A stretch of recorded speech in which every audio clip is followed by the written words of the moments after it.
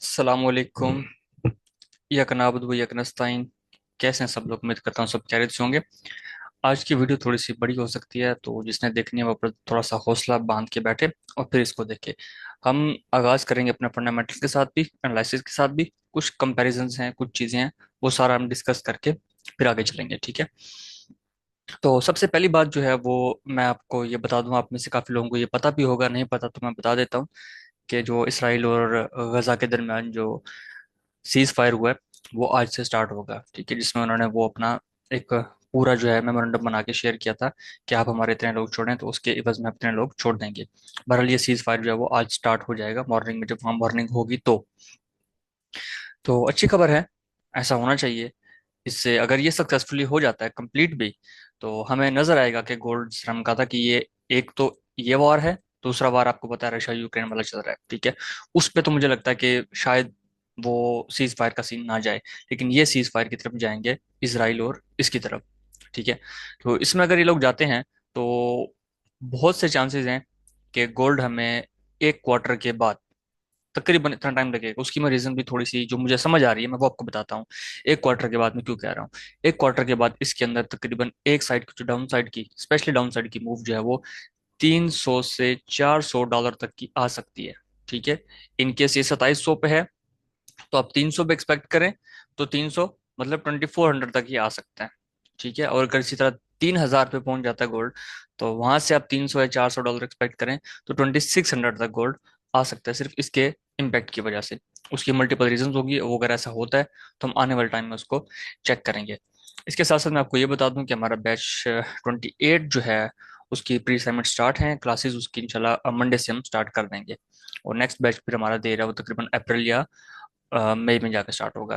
बाकी किसी ने सिग्नल ग्रुप ज्वाइन करना हो तो वो भी ज्वाइन कर सकता है। अलहमदिल्ला पिछले हफ्ते की परफॉर्मेंस बहुत अच्छी गई है, कोई भी ऐसा लेट नहीं हुआ। सब लोगों ने बेहतरीन पैसे बनाए हैं इसके अंदर से। तो जिसने ज्वाइन करना हो वो डिस्क्रिप्शन में हमारा ग्रुप है, वहां से ग्रुप ज्वाइन करके एडमिन टीम से रब्ता करके ग्रुप ज्वाइन कर सकते हैं। इसकी कोई चार्जेस नहीं होते, जस्ट कंडीशंस होती हैं कि आपको टीम के साथ अकाउंट बनाना है और मिनिमम डिपॉजिट करना है ताकि हम आपको ऐड कर दें ग्रुप में। और दूसरी चीज आप लोगों को पता ही है कि अगर हम फंडामेंटल्स की तरफ जाते हैं तो मंडे को ऐसा कोई खास फंडामेंटल नहीं है। यूएसडी जो है बैंक इनकी हॉलीडे रहेगी। इन्होंने तो लिखा हुआ है कुछ और, लेकिन जो रीजन है वो आप लोगों को भी पता है कि ट्रम्प की सरमनी है, ठीक है, हॉर्स ट्रैकिंग की। और साथ में कल जो इनका एक मेंबर आके स्पीच करके गया, उसने एक चीज हिंट में बताई है या क्लियरली बताई है कि फेड अपना आने वाले दिनों में, जो नेक्स्ट 2025 ईयर है पूरा, इस साल में वो 2 से 3 रेट कट कर सकता है। 2 से 3 रेट कट। अभी इनका जो रेट है वो 4.5 पे चल रहा है। अगर हम अज्यूम करें कि 3 रेट कट करेगा और वो 25 के होते हैं, तो उनका जो रेट है वो 3.75 पे आ जाएगा, ठीक है, और लो होता जाएगा। एक चीज आप याद रखिएगा कि जितना वो इंटरेस्ट रेट को लो करते आएंगे, गोल्ड आपको बुलिश नजर आएगा। अब उसकी रीजन क्या है, रीजन क्या हो सकती हैं? उसकी रीजन यही है कि जितना इंटरेस्ट रेट लो करेंगे, जिनके बैंक में पैसे पड़े हैं उनको उतना पैसा नहीं मिलेगा। तो जाहिर है वो अपने पेमेंट को लेके, इन्वेस्टमेंट को लेके हेज फंड्स, स्टॉक्स और इन चीज़ों की तरफ निकलेंगे। तो वो जो हेज फंड्स हैं या स्मार्ट प्लेयर्स हैं, जो इंस्टीट्यूशंस हैं, वो मोस्टली अपने एसेट्स को गोल्ड में सेव रखते हैं, गोल्ड में डिपॉजिट करके रखते हैं, ठीक है?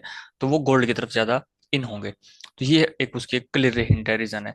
और दूसरा जो इसका इम्पैक्ट होगा वो क्रिप्टो के ऊपर होगा, ठीक है? अभी क्रिप्टो के लिए वो लोग थोड़े से एग्रेसिव तो हैं, लेकिन जब वो आता है इस साल क्या प्लानिंग देता है, उस पर कितनी जल्दी एग्जीक्यूशन करता है, वो देखने वाला होगा।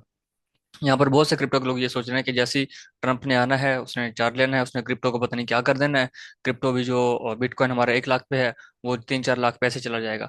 ऐसा नहीं होता, ठीक है? इसके पीछे बहुत सी प्लानिंग्स, बहुत सी लॉजिक्स, बहुत से तरीके होते हैं। वो उसके बाद ऊपर जाएगा। उसमें एक चीज मैं आपको थोड़ा सा बताता हूँ। कई लोग ये सवाल करते हैं जी ये बता दें, वो बता दें, ये सिखा दें, वो सिखा दें। देखिए यार, सिखाने के लिए हम बैठे हैं, हम सिखाते रहेंगे आपको, वो मसला नहीं है।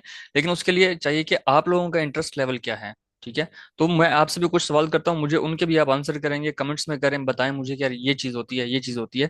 तब बंदे का इंटरेस्ट बन रहा था कि हाँ यार आप लोगों के साथ मिलकर रहूं और उन क्वेश्चंस का आंसर भी साथ साथ करता रहूं। मुझे आप एक चीज सिर्फ बताइएगा कमेंट सेक्शन में, अगर आप लोगों का इंटरेस्ट है इसको सीखने का, मजीद इन चीजों के ऊपर काम करने का। जो फेड की मीटिंग होती है, कौन सी? एक होती है मीटिंग मिनट्स, एक होता है इनका रेट अनाउंसमेंट। मुझे आप ये बताएं कि एक ईयर में रेट अनाउंसमेंट जो है वो कितनी दफा होता है? और ये एक रेट अनाउंसमेंट हो गया तो नेक्स्ट कितने दिनों बाद आता है? क्या आप लोगों को इसका नॉलेज है? नहीं है तो मुझे इसका जरा ढूंढ के कमेंट्स में बताना है आप लोगों ने कि कितनी दफा वो अनाउंसमेंट करते हैं, कितनी दफा रेट चेंज करने की मीटिंग उनकी होती है, ये वाली। ठीक है। अच्छा, अब मैं आपको बता रहा था कि ये किस तरीके से काम करता है।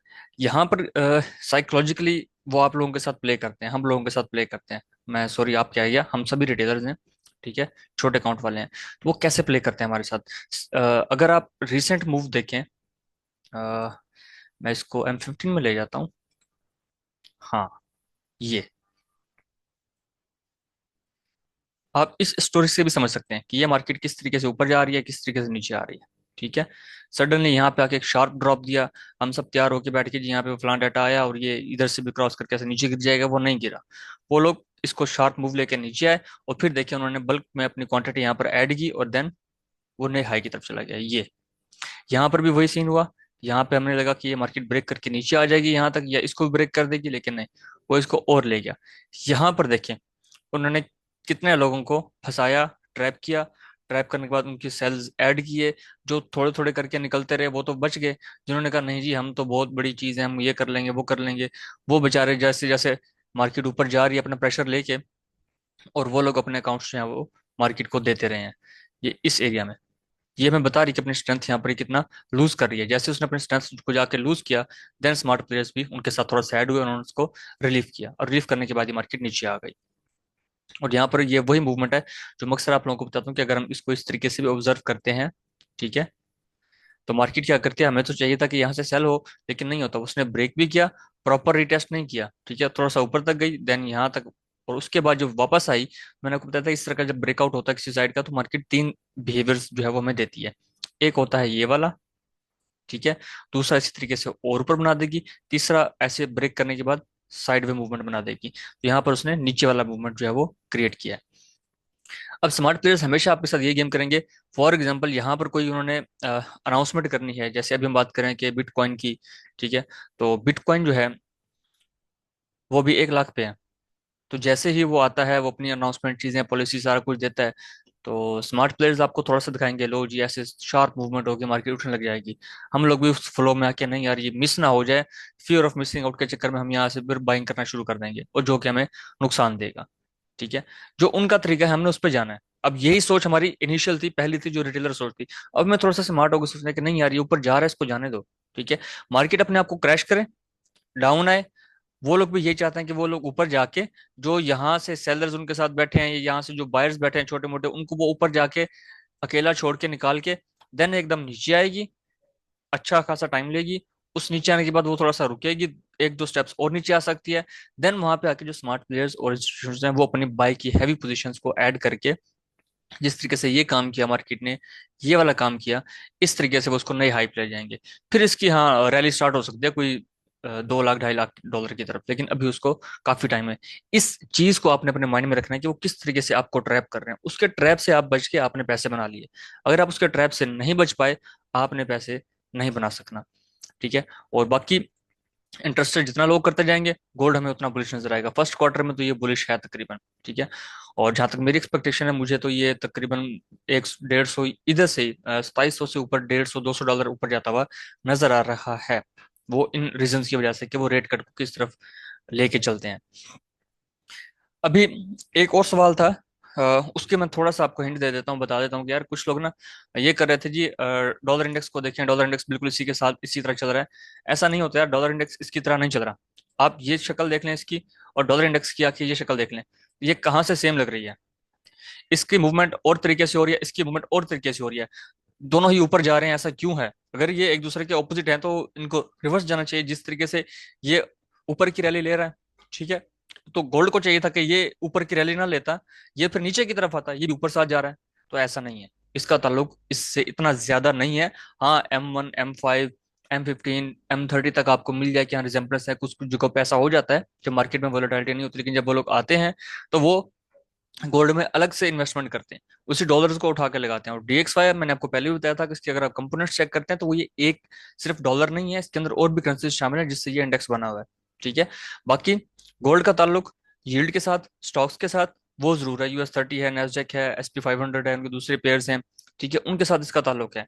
जब वहां का इन्वेस्टर वहां से निकलता है स्टॉक्स से, ठीक है, यील्ड से निकलता है, यील्ड उनको 4% 5% दे रही है, तो वो कहते हैं यार हमें क्या जरूरत है यहाँ पे जाने की।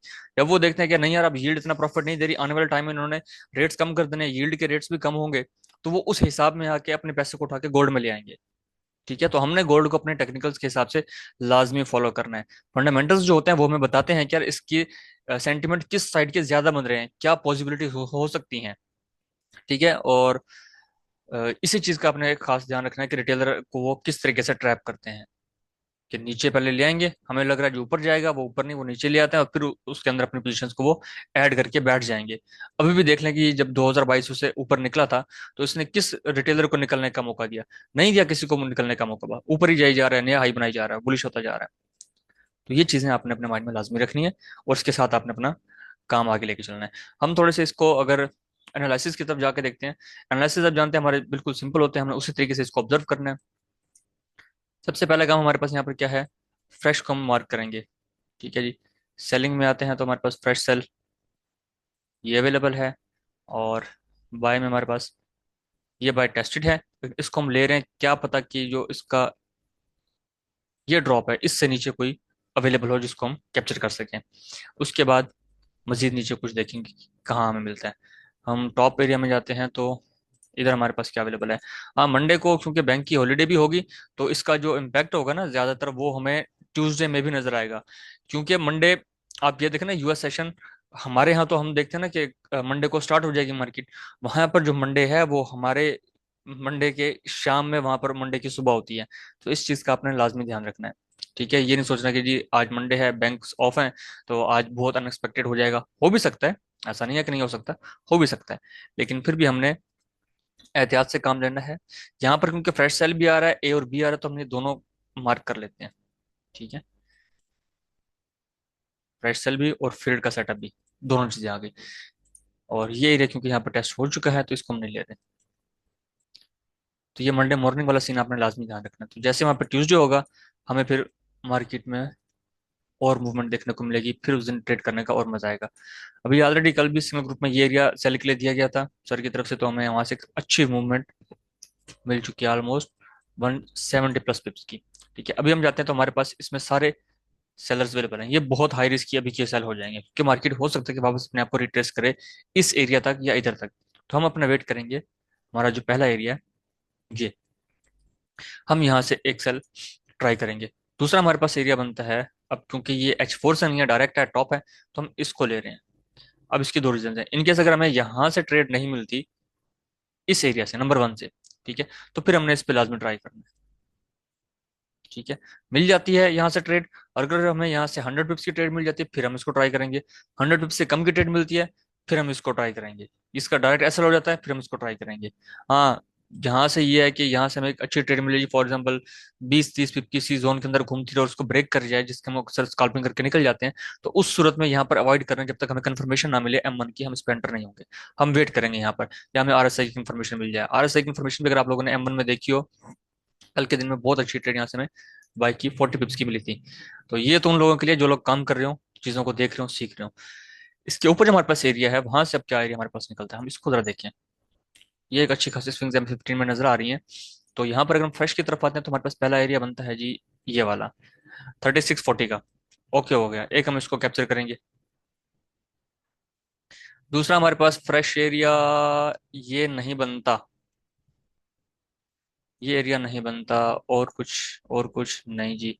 इसके साथ ये एक स्विंग हाई है, हम इस स्विंग हाई का बेनिफिट लेते हैं, हम सिंगल स्विंग बाय फेल ए और बी दोनों कंडीशंस अवेलेबल हैं, तो क्यों ना हम यहाँ पर ट्राई करें।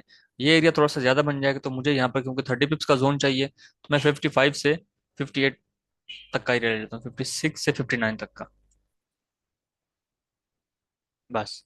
ये M5 में आप ट्राई करेंगे, आपको इनगल्फिंग सेल यहाँ पर मिल जाएगा अगर आपके पास चार्ट आ जाए तो, क्योंकि मेरे पास ये एरिया ऑलरेडी दूसरे चार्ट पर बना हुआ है।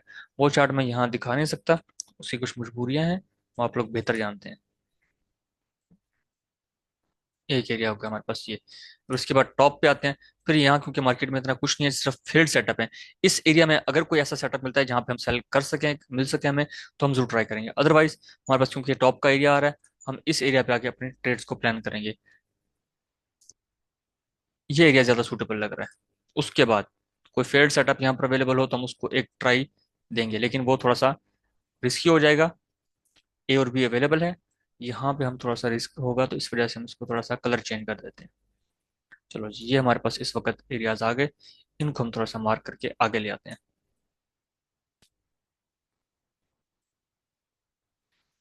1, 2, 3। चलो जी, ये आ गया हमारे पास। नंबर 1 देख लें, आप लोग सामने आ रहा है। नंबर 2, 3, 4, 5 और ये टॉप। ठीक है। और बाइंग साइड पे अगर हम आते हैं तो जो हमने एरिया मार्क किया था, इसको आके हम 15 में देखते हैं। ठीक है जी, यहाँ पर हमारे पास वही एरिया निकल आया है। एक 76 से मार्केट अभी यहाँ पर है, कितना डिफरेंस आ रहा है? 200 पिप्स का। ठीक है, यहाँ से हम अपनी एक एग्जीक्यूशन करेंगे। ये इधर बनता है।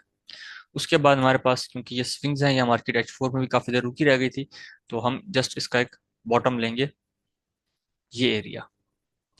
लेकिन इधर और इधर हम देखें तो हमारे पास सेल फेल अवेलेबल है, इसके साथ ये कंडीशन मैट होती है। सेल फेल के साथ बी और सी कंडीशन कंप्लीटेड है, उसका टेस्ट हो चुका है। अब मार्केट क्योंकि बहुत बड़ा एक साइड में देखी आ रही है, तो ये एरिया भी हम ट्राई करेंगे। फिलहाल यही तक आ रहे हैं। आगे के एरियाज हम बाय के फिर ग्रुप में निकालेंगे कि हमारे पास क्या बनते हैं। बाकी इंशाल्लाह 2-3 दिन बाद सर से हिसाब भी वीडियोस बनाएंगे और डेली एनालिसिस की, उसके अंदर फिर हम इसको मजीद ऑब्जर्व करेंगे कि और किस डायरेक्शन में मार्केट हमें ट्रेड देती है। तो फिलहाल तक के लिए यही लेवल्स थे। आप लोगों को जो क्वेश्चन बताया, मुझे उसका आंसर आप लोग कमेंट्स में करें। अगर करते हैं तो ठीक है, इंशाल्लाह इस पे हम मजीद डिस्कशन भी करेंगे, लाइव में भी आके इस पे बात करेंगे। इसको किसी वक्त ऑब्जर्व भी करेंगे कि ये वाकई इस तरीके से है या नहीं, कि अगर वो रेट कट करते हैं तो ये बुलिश में जाता है या नहीं। मुझे तो बहरहाल ये अभी फिलहाल अ, ऊपर जाता हुआ नजर आ रहा है। लेकिन अब मार्केट है, उसका कोई भरोसा नहीं है, वो किस तरीके से उसको ऊपर लेके जाते हैं, ये हम आने वाले दिनों में देखेंगे। फिलहाल के लिए यही लेवल्स है, यही कुछ था जो आप लोगों के साथ शेयर कर दिया। बाकी इंशाल्लाह चीजें आपके साथ बाद में शेयर करेंगे। इजाजत दें, अपना बहुत सारा ख्याल रखिएगा। अल्लाह हाफिज।